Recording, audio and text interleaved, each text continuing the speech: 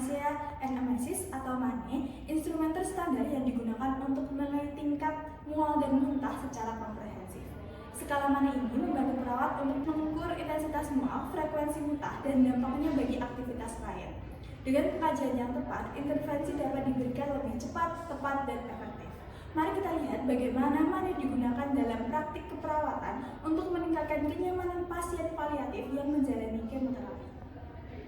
Pada tahap prainteraksi, perawat meninjau rekam medis pasien, melihat riwayat kemoterapi, serta memastikan pasien sadar, kooperatif, dan memenuhi kriteria.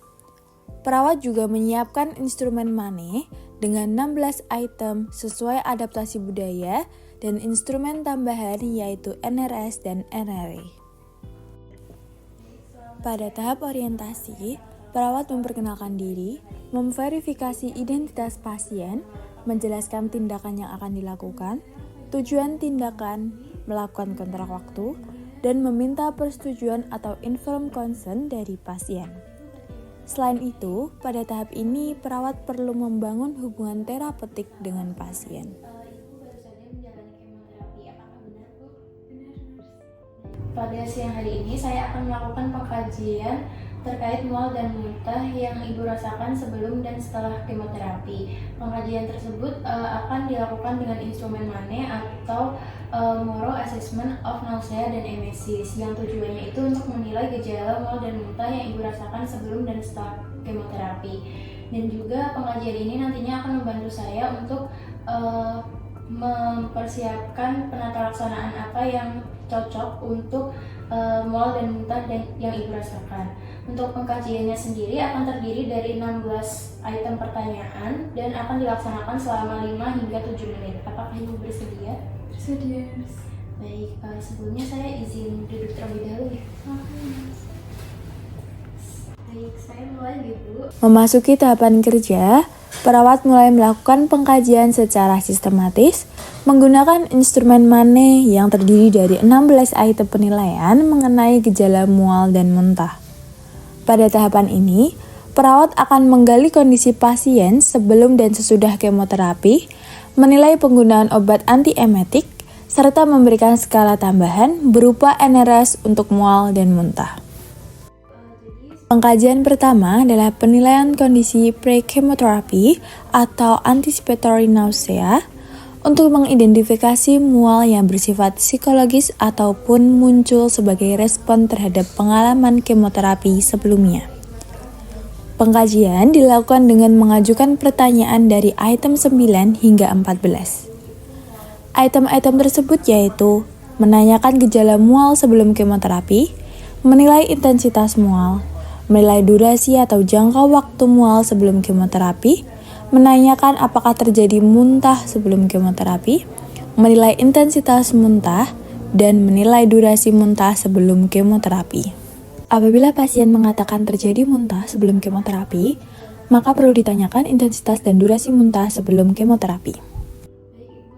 Selanjutnya, perawat masuk pada pengkajian post-kemoterapi, baik fase akut dalam 24 jam maupun fase tertunda setelah 24 jam.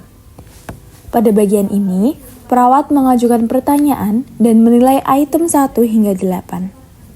Item-item tersebut yaitu menanyakan apakah pasien mengalami mual setelah kemoterapi, menilai frekuensi mual, menilai intensitas mual terburuk, mengidentifikasi waktu atau fase mual setelah kemoterapi, menanyakan apakah terjadi muntah setelah kemoterapi, menilai frekuensi muntah, menilai intensitas muntah terburuk, dan mengidentifikasi waktu terjadinya muntah.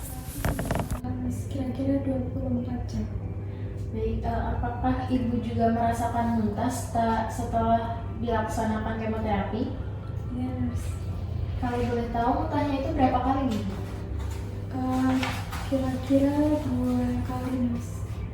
Baik, dari skala 0 hingga 10, berapa muntah skala terburuk yang Ibu rasakan setelah menjalani kemoterapi? Skala 7. Kapan biasanya rasa muntah yang Ibu rasakan itu muncul? Apakah sama seperti mual tadi, yaitu 24 jam pertama atau setelahnya? Kira-kira setelahnya 13 sampai 24 jam. Pada tahapan berikutnya, perawat menilai penggunaan obat antiemetik untuk membantu menentukan apakah regimen antiemetik yang diberikan sudah memadai ataupun memerlukan penyesuaian.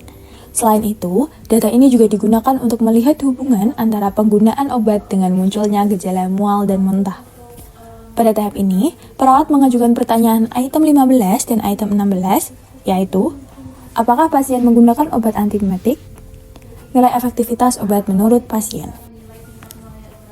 Penilaian tambahan menggunakan NRSN untuk mual dan NRSE untuk muntah dilakukan dengan skala 0 hingga 10, di mana 0 berarti tidak ada gejala dan 10 sangat berat. Skala ini membantu memberikan gambaran secara objektif mengenai tingkat keparahan gejala serta memudahkan pemantauan perubahan pada evaluasi berikutnya.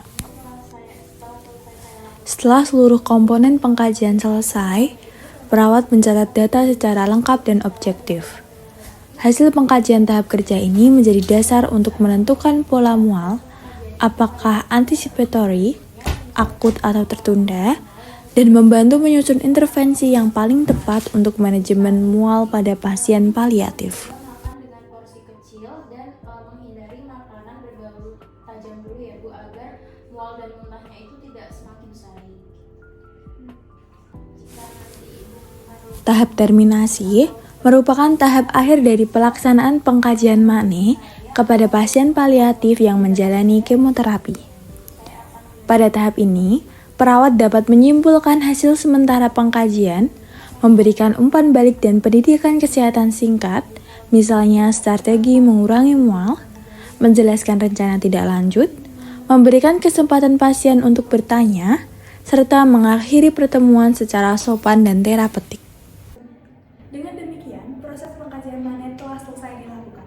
Data yang diperoleh akan menjadi dasar penentuan bagi intervensi yang tepat, termasuk kemungkinan pemberian antiemetik tambahan ataupun intervensi non-hormonal plus lainnya seperti aromaterapi lembut. Semoga informasi ini membantu tenaga kesehatan dalam memberikan perawatan yang aman dan nyaman bagi pasien kemoterapi. Terima kasih telah menyimak video ini, semoga bermanfaat.